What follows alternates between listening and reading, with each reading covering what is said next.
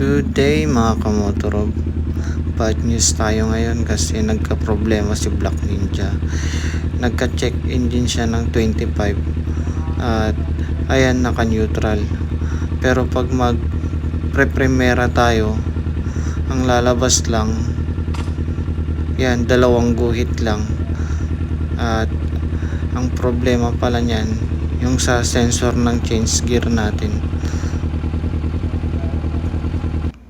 At ito yun yung naging problema.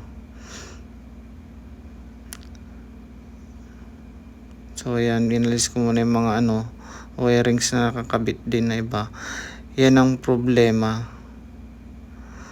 At nagtanong-tanong na rin ako sa sa group ng Kawasaki Ninja 650. Talagang yung error na yun naranasan din nila at nagpalit na rin sila ng ganyan, yung sensor, gear sensor. At chinek ko na rin, all goods naman kasi walang naputol na wire. So talagang papalitan na yung gear sensor niya.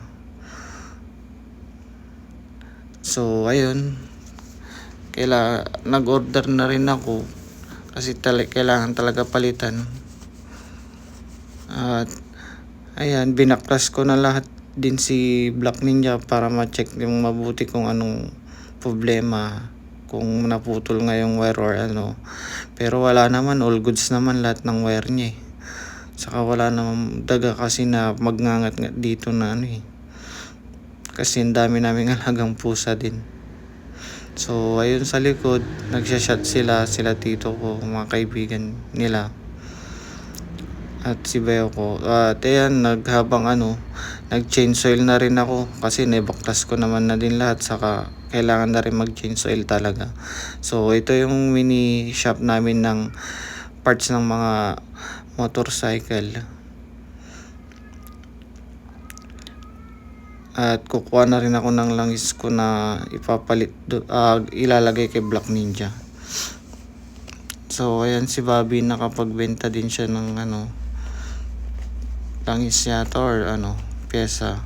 At ito yung ilalagay natin na langis na ngayon ni Black Ninjas, yung Castrol na gold,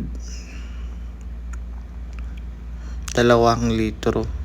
Pero hindi natin ilalagay yun lahat. At ito yung new oil filter niya kasi kada change oil magpapalit tayo ng oil filter.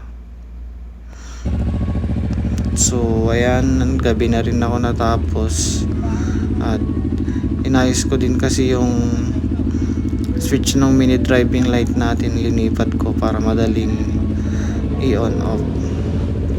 At abangan nyo na lang video ko kung maayos natin yung gear sensor nya.